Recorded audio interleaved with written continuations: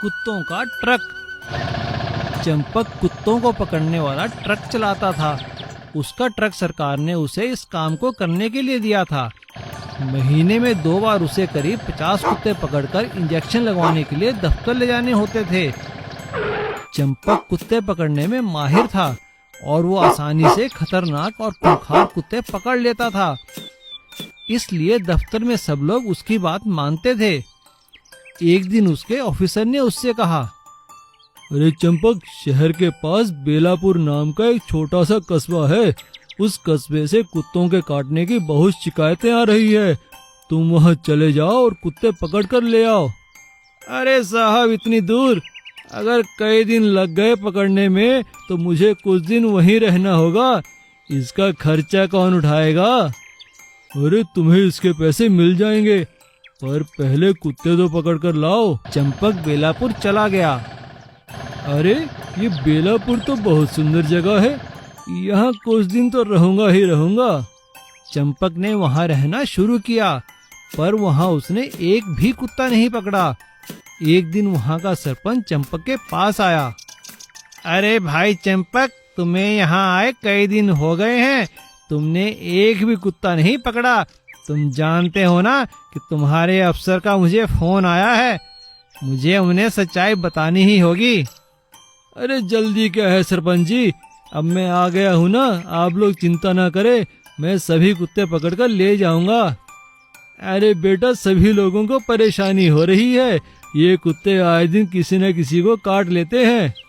अच्छा, पकड़ता हूँ, पर आपको मुझे इसके बदले में कुछ देना होगा। क्या कहा? हमें कुछ देना होगा? क्या क्या चाहिए तुम्हें? देखिए सरपंच जी, आपके यहाँ के कुत्ते बहुत खूंखार और तेज हैं। इन्हें पकड़ने के लिए मुझे खूब मेहनत करनी पड़ेगी। अगर आप मुझे 5,000 रुपए दे दें तो ये काम जल्द हो जाएगा। लेकिन अगर हम तुम्हें पैसे ना दें तो फिर कुछ दिन और रहिए इन कुत्तों के बीच। अच्छा तो ठीक है, मैं कल सुबह तुम्हें पैसे दे दूंगा, लेकिन तुम्हें कल ही कुत्ते पकड़ने होंगे। अगले दिन सुबह ही सरपंच चंपक के पास आ गया। आइए आइए सरपंच जी, पैसे लाए हैं ना? हाँ लाया हूँ, लेकिन देगा कोई और ही। अरे कोई भी दे, मुझे तो बस पैसों से मतलब है। तभी चंपक का अफसर वहाँ आ गया और उसने चंपक की खूब डांट लगाई। चंपक, ये लालच में पड़कर तुमने जो काम किया है, इसके लिए मैं तुम्हें नौकरी से निकाल सकता हूँ। हमें एक और आदमी मिल गया है जो कुत्ते पकड़ने में तुमसे भी ज्यादा तेज है। साहब मुझे माफ कर दीजिए, मैं आइंदा कभी रिश्वत नहीं मांगूंगा। और चंपक ईमानदारी से अपने काम करने में लग गया। जादुई इडली मशीन। चंदनबाड़ी गांव में रामू अपनी माँ बिमला के साथ रहता था। दोनों का एक दूसरे के सिवाय कोई नहीं था। रामू की माँ बिमला बहुत अच्छी इडली बनाती थी और पास के शहर में जाकर बेच दिया करती थी। इसी से दोनों का गुजर बसर चल रहा था। उनकी इडलियां स्वाद होने के कारण एकदम बिक जाया करती थी। एक दिन रामू की माँ की तबीयत खराब हो गई। उसे बहुत तेज बुखार आ गया। बिमला ने इडली बनाने के बाद रामू से कहा, आज मेरी तबीयत ठीक नहीं है बेटा, आज शहर जाकर तुम्हें ही इडली बेचनी होगी। हाँ माँ, आप आराम करो, मैं शहर जाकर इडली बेचूंगा। रामू इडलियां लेकर शहर की ओर चल पड़ता है। शहर जाकर जैसे ही रामू इडली बेचने लगता है, तभी उसे एक बुढ़िया नजर आती है जो सभी दुकानों में जा जाकर खाना मांग रही थी, लेकिन उसे कोई खाना दे नहीं रहा था। तब वो बुढ़िया रामू के पास आई और उसने रामू से कहा, अरे बेटा, बहुत भूखी हूँ, 2 दिन से कुछ नहीं खाया, कुछ खाने को दे दे बेटा। हाँ माताजी, ये लीजिए, इडली खाइए। और रामू ने उस बुढ़िया को इडली दी। अब रोज बिमला इडलियां बनाती और रामू से शहर ले जाकर बेच देता, लेकिन साथ ही वो उस बुढ़िया को भी खाने को दिया करता था। एक दिन जब रामू शहर जाकर इडलियां बेच रहा था, तभी बहुत तेज तूफान आया और उसकी सारी इडलियां खराब हो गई। तूफान थम जाने के बाद रामू जोर जोर से रोने लगा। मेरी सारी इडलियां खराब हो गईं। अब मैं क्या करूं? माँ की दवा के लिए पैसे कहाँ से आएंगे? उसे रोता देख अचानक वो बुढ़िया वहाँ आई और उससे पूछने लगी। क्या हुआ बेटा, परेशान हो? रामू ने उसे सारी बात बताई। रामू की बात सुनते ही बुढ़िया ने उसे एक मशीन दी और कहा, लो बेटा, इस यंत्र से जितनी चाहो उतनी इडली निकाल सकते हो। इसमें कुछ मिलाने की जरूरत नहीं, ये अपने आप जितनी चाहो उतनी इडली तुम्हें देगी। आप कौन हैं? रामू के ऐसा पूछते ही वो बुढ़िया एक देवी में बदल गई और उसने रामू से कहा, मैं स्वर्ग लोक की देवी हूँ। धरती पर सबकी परीक्षा लेने के लिए आई थी। हर कोई पापी निकला, बस तुम ही मन के एकदम साफ निकले, इसीलिए ये तोहफा तुम्हारे लिए। रामू को आशीर्वाद देकर देवी माँ वहाँ से गायब हो गईं। जादुई इडली मशीन के कारण रामू का इडली का कारोबार काफी चल निकला और उसने शहर में एक बहुत बड़ा होटल खोल लिया। लेकिन उसने गरीबों की मदद करना नहीं छोड़ा, क्योंकि इसी सेवा के कारण ही तो उसे जादुई इडली की मशीन मिली थी। सीमापुर गांव में मोहन नाम का एक हलवाई था। उसकी मिठाइयाँ और पकवान बहुत ही मशहूर थे। एक दिन उसके दोनों बच्चे स्कूल से वापस उसकी दुकान पर आते हैं। पापा पापा, आज पिंकी को क्लास में डांट पड़ी। और पापा, आज रिंकू को भी खूब डांट पड़ी है। ठीक है, तुम लोग लड़ाई बंद करो और घर जाकर अपनी माँ से कहना रसगुल्ले के लिए चाशनी तैयार रखे। मोहन शाम को घर पे चाशनी लेने आता है। अरे ये क्या, तुमने अभी तक चाशनी नहीं बनाई? क्या हुआ तुम्हें? अजी सुनते हो, मैंने कितनी बार आपसे कहा एक छोटा सा कूलर ही लगवा दो। इतनी गर्मी में रसोई में काम करना बड़ा ही मुश्किल है मेरे लिए, मुझसे नहीं होगा। मजबूर होकर मोहन अपनी पत्नी के लिए कूलर ले आता है और उसकी पत्नी कूलर की ठंडी हवा में बैठकर खूब काम करती है। एक दिन जब बच्चे खेल रहे होते हैं तभी उसकी बेटी के हाथ से 10 रुपए का नोट उड़कर कूलर में फंस जाता है। लेकिन ये क्या, कूलर में से तो हजारों रुपए के नोट निकलने लगते हैं। ये देखकर सभी हैरान हो जाते हैं। अरे लगता है ये जादुई कूलर है। 10 की जगह 1000 रुपए, हमारी तो लॉटरी ही लग गई। उनकी एक पड़ोसन वहाँ छुपकर ये सब देख रही थी। भाभी, एक कटोरी शक्कर मिलेगी क्या? हाँ क्यों नहीं, अभी लेकर आती हूँ। अगले दिन जब पड़ोसन शक्कर वापस देने जाने लगती है तो उसकी सास उससे कहती है, अरे बहू, इस शक्कर में कुछ नशे की दवा मिला दे, ये सब सो जाएंगे और फिर हम पैसों वाला कूलर ले उड़ेंगे। मोहन की पत्नी उस शक्कर से चाशनी बनाती है।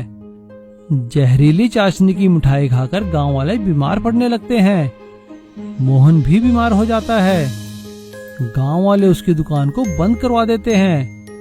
बच्चों की माँ, हम लोग तो बर्बाद हो गए, हमारी दुकान बंद हो गई, अब हम क्या करेंगे?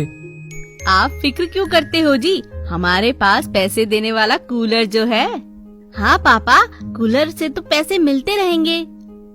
तुम ठीक कह रही हो, लेकिन चाहे कुछ भी हो, बेशक हमारे पास ये जादुई कूलर है, लेकिन फिर भी मैं पूरी मेहनत और लगन से पैसे कमाऊंगा और हमारा घर तो ईमानदारी और मेहनत के पैसे से ही चलेगा।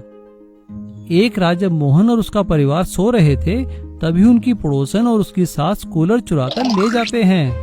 वाह जी वाह, अब आएगा मजा, हम भी रातों रात अमीर हो जाएंगे।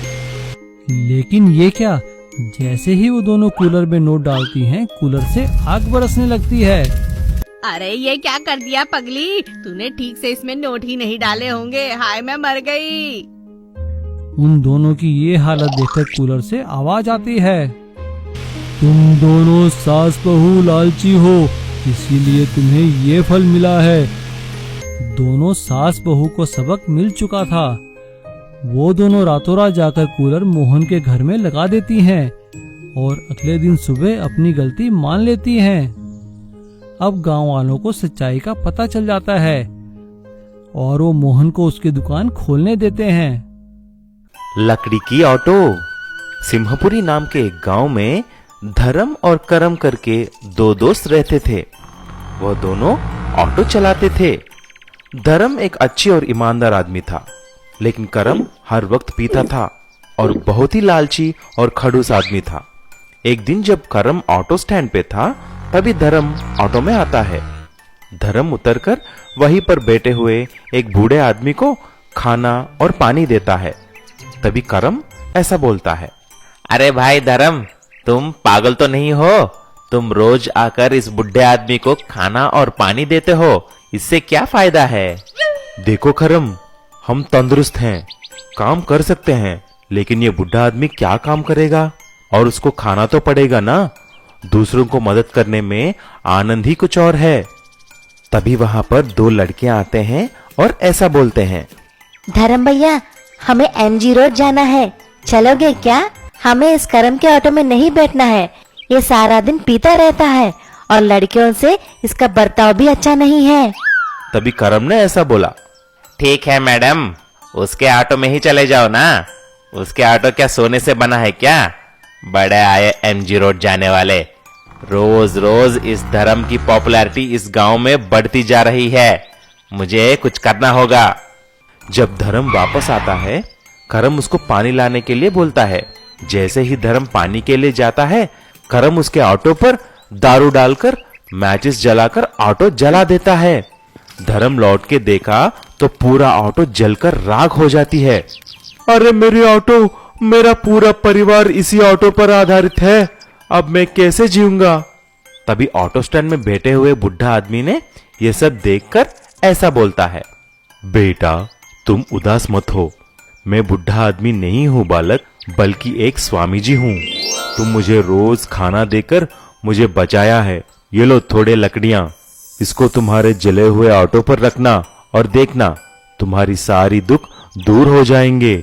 जैसे ही धर्म ने उन लकड़ियों को लेकर जले हुए ऑटो पर रखा, उसका पूरा ऑटो लकड़ी की ऑटो में बदल जाता है। बेटा ये ऑटो अभी पानी में भी चल सकता है और इसको कोई भी जला नहीं सकता। इसे चलाकर खुशी से रहना बेटा। धर्म खुशी खुशी से ऑटो चलाने लगा। ऑटो में चढ़ने वाले सभी उसकी तारीफ करते थे। धर्म उसे तालाब में और नदी में भी चलाता था और सबको आनंद करता था। ये बात करम से देखी नहीं गई। उसी दिन रात को करम धर्म के घर जाता है और ऑटो को देखता है। फिर वह पेट्रोल निकालकर उस लकड़ी के ऑटो पर डालता है।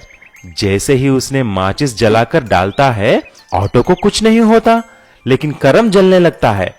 अरे मुझे बचाओ, मैं जल रहा हूँ, कोई मुझे बचाओ। धर्म दौड़ता हुआ आता है और जलते हुए करम को देख स्वामी जी को प्रार्थना करता है। कुछ ही देर में सारी आग बुझ जाती है। तभी करम शर्मिंदा होकर धर्म से माफी भी मांगता है। तब से दोनों अच्छे दोस्त के जैसे रहने लगे।